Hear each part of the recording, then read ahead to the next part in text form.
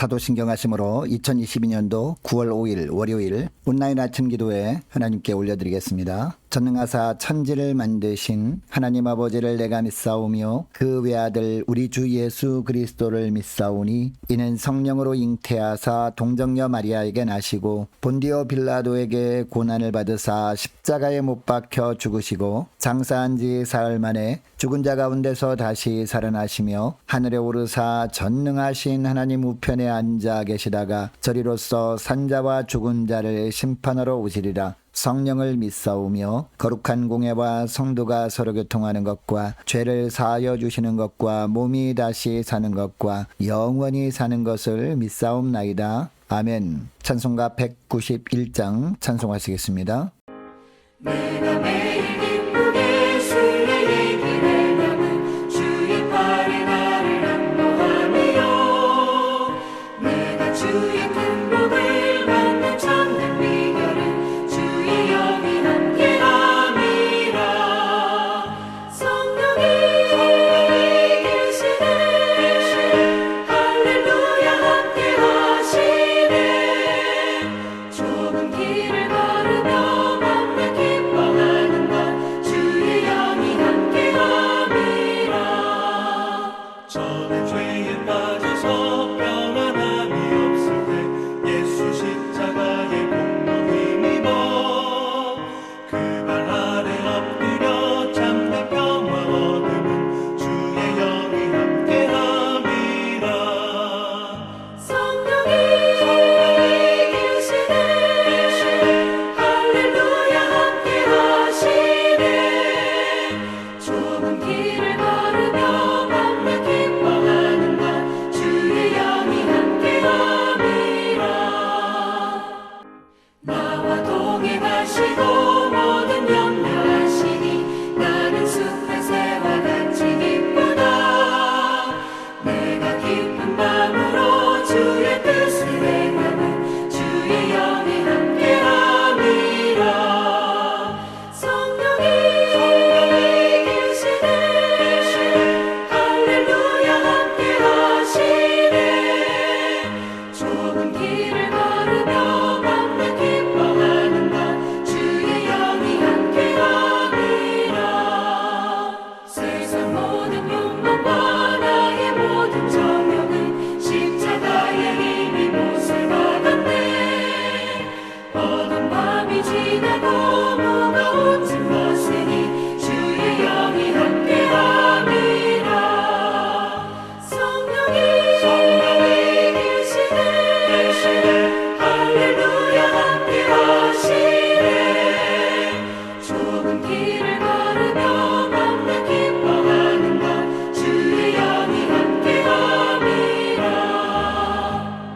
하나님 아버지 감사합니다. 어제는 거룩한 주일 예배를 통해서 많은 은혜를 받게 하시고 또 결단하게 하시고 또 새로운 한 주간을 시작할 수 있도록 은총 내려주심을 감사합니다. 하나님, 한 주간 시작되는 이 아침에도 우리 주님께서 부르셔서 순종함으로 나왔사오니 주님께서 오늘 하루와 그리고 이번 한 주간 저희들이 어떤 삶을 살길 원하시는지 말씀을 통해서 알게 하시고 순종케 하여 주셔서 오늘 하루도 그리고 이번 한 주간도 주님과만 동행하는 복된 하루와 한 주간 될 수 있도록 축복하여 주옵소서. 감사드리오며 우리 주 예수 그리스도의 이름으로 기도드리옵나이다. 아멘. 자, 이 시간에 하나님이 주시는 말씀은 데살로니가 전서 마지막 부분입니다. 데살로니가 전서 5장 12절부터 28절까지 말씀. 자, 우리 화면을 보시면서 한 절씩 자, 우리 합독하시겠습니다. 형제들아, 우리가 너희에게 구하노니 너희 가운데서 수고하고 주 안에서 너희를 다스리며 구원하는 자들을 너희가 알고 그들이 역사로 말미암아 사랑 안에서 가장 귀히 여기며 너희끼리 화목하라. 또 형제들아, 너희를 권면하노니 게으른 자들을 권계하며 마음이 약한 자들을 격려하고 힘이 없는 자들을 붙들어주며 모든 사람에게 오래 참으라. 삼가 누가 누구에게든지 악으로 악을 갚지 말게 하고 서로 대하든지 모든 사람을 대하든지 항상 선을 따르라. 항상 기뻐하라. 쉬지 말고 기도하라. 범사에 감사하라. 이것이 그리스도 예수 안에서 너희를 향하신 하나님의 뜻이니라.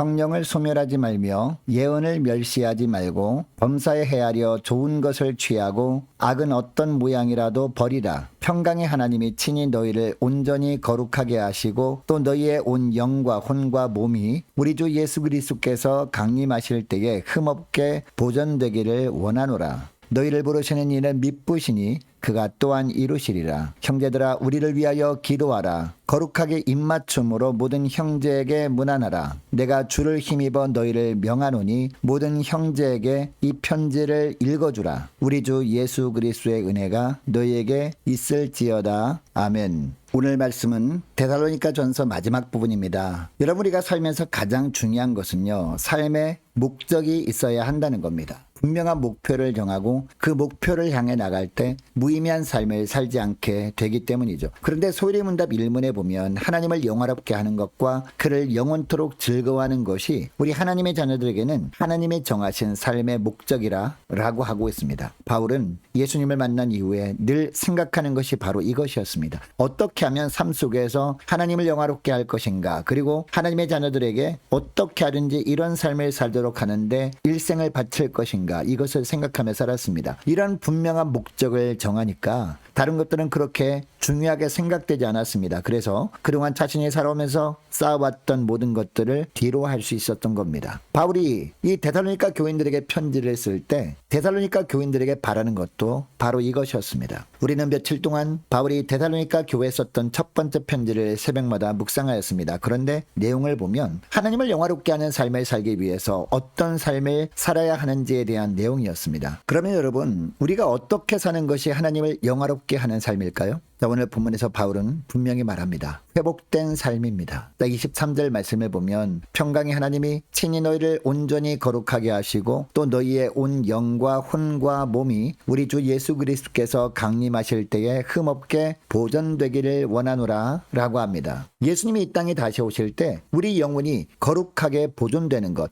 이것을 보시고 하나님이 영광 받으신다는 겁니다. 하나님이 처음 우리를 지으실 때의 모습이 되어서 주님을 맞이하는 것, 이것을 주님께서 보시고 영광 받으신다는 겁니다. 여러분, 이런 삶이 하나님을 가장 기쁘게 하는 삶이라는 것, 하나님의 참 백성이라면 잘 압니다. 그리고 당시 데살로니가 교인들도 잘 알고 있었을 겁니다. 또 이것을 잘 알고 있는 존재가 있어요. 누굴까요? 바로 사단입니다. 여러분, 창세기 3장에 보면 이 사단이 아담과 하와를 찾아와서 하나님과 아담 사이의 언약을 깨버리려고 합니다. 여러분, 하나님과 아담, 즉 인류의 대표가 맺은 에덴 언약이 무엇입니까? 동산 중앙에 있는 선악을 알게 하는 나무 열매를 먹지 않는 겁니다. 이 하나님의 말씀에 순종하는 것이었습니다. 이것은 어려운 명령도 아니었습니다. 순종하기만 하면 하나님은 영원토록 아담의 보호자가 될 것이었습니다. 그래서 아담은 에덴 동산 안에서 하나님의 은혜 아래 하나님의 영원한 보호를 받으며 살 수 있었을 겁니다. 뿐만 아니라 이 땅의 모든 것을 다스리며 살게 될 것이었습니다. 그런데 사단이 이것을 알고 회방을 놓습니다. 아담과 하와를 찾아와서 가장 먼저 사단이 한 일이 이 하나님의 언약에 대해서 의심하게 하는 것이었습니다. 결국 아담이 일방적으로 언약을 어김으로 에덴에서 추방되고 맙니다.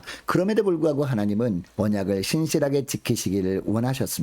그래서 보내신 분이 독생자 예수 그리스도이십니다. 예수님이 이 땅에 오셔서 아담이 범한 죄로 인해서 우리에게도 전가된 이 죄의 문제를 십자가에서 해결해 주셨습니다. 이제 예수 그리스도 안에 있는 자에게는요, 결코 정죄함이 없게 되었습니다. 그런데 문제는 아담을 미혹했던 마귀가 자기가 했던 일을 멈추지 않았다라는 겁니다. 데살로니가 교인들을 포함한 초대교회 성도들을 미혹했습니다. 교회가 교회되지 못하게 했습니다. 그래서 어떻게든지 하나님을 영화롭게 하는 삶을 살지 못하도록 했습니다. 어떤 방법으로 하나님을 영화롭게 하는 삶을 살지 못하게 했을까요? 관계를 끊어놓으려고 한 겁니다. 먼저는 교회 지도자들과의 관계입니다. 여러분, 하나님께서 한 교회에 영적 지도자를 허락하신 이유가 뭘까요? 그를 통해서 교회에 주신 하나님의 뜻을 알게 하려고 하신 겁니다. 그러므로 교회의 영적 지도자들은 성도들에게 하나님을 영화롭게 하는 삶을 어떻게 살아야 하는지에 대한 바른 말씀을 선포해야 합니다. 그래서 재림하실 예수님 앞에 거룩한 주의 백성으로 바르게 살도록 해야 합니다. 그런데 성도들이 교회 지도자와의 관계가 좋지 않으면 어떻게 될까요? 강단에서 선포되는 말씀이 들리지 않게 됩니다. 마음의 문이 영원히 닫혀버리기 때문입니다. 그래서 바울은 12절 13절 말씀에서 뭐라고 하고 있습니까? 형제들아 우리가 너희에게 구하노니 너희 가운데서 수고하고 주 안에서 너희를 다스리며 권하는 자들을 너희가 알고 그들이 역사로 말미암아 사랑 안에서 가장 귀히 여기며 너희끼리 화목하라 라고 합니다. 존경함으로 그들과 화목하라는 겁니다. 그래야 그를 통해서 전해지는 하나님의 뜻을 알게 되기 때문입니다. 이것이 우리가 이 땅에 살지만 하나님 앞에서 거룩한 성도로 살아가는 비결입니다. 그러면 목회자들과의 관계만 좋으면 되느냐? 입니다. 14절 15절 말씀을 보면 일반 성도들과의 관계도 좋아야 함을 말씀하고 있어요. 자, 14절 말씀을 보니까 게으른 자들을 권계하라라고 합니다. 그리고 마음이 약한 자들을 격려하라라고 합니다. 또 힘이 없는 자들을 붙들어 주라라고 합니다. 모든 사람에게 오래 참으라라고 합니다. 이어지는 15절 말씀에도 보니까 누구에게든지 악으로 악을 갚지 말게 하라라고 합니다. 서로 대하든지 모든 사람을 대하든지 항상 선을 따르라라고 합니다. 한마디로 하면 지체들을 대할 때는 항상 나보다 다른 사람을 낮게 여기라라는 겁니다. 늘 자신의 유익을 구하지 말고 다른 사람의 유익을 구하라는 겁니다. 이렇게 할 때 우리는 결국 항상 기뻐할 수 있고 범사에 감사할 수 있게 되고 쉬지 않고 기도하게 된다라는 거죠. 이렇게 함으로 말미암아 우리를 향하신 하나님의 뜻을 삶 가운데 이루며 살게 된다라고 하고 있습니다. 바울은 또 19절에서도 보니까 강조합니다. 뭐라고 합니까? 성령을 소멸하지 말라라고 합니다. 예언을 멸시하지 말라라고 합니다. 범사에 헤아려 좋은 것을 취하라라고 합니다. 여러분, 바울이 왜 이런 말을 할까요? 강단에서 선포되는 말씀은 단순한 사람의 말이 아니라 성령께서 주의 종들의 입술을 통해서 주시는 예언의 말씀이기 때문입니다. 그래서 말씀을 들을 때마다 하나님 보시기에 좋은 편이 무엇인지 생각하고 행하라 라고 합니다. 그렇게 할 때 말씀을 통한 성령의 능력으로 거룩한 삶을 살아갈 수 있게 된다는 겁니다. 그래야 장차 주님이 재림하실 때 주님 앞에 거룩하게 설 수 있는 하나님의 자녀로 보존될 수 있다. 이렇게 함으로 말미암아 우리 하나님께서 영광 받으신다 라고 하고 있습니다.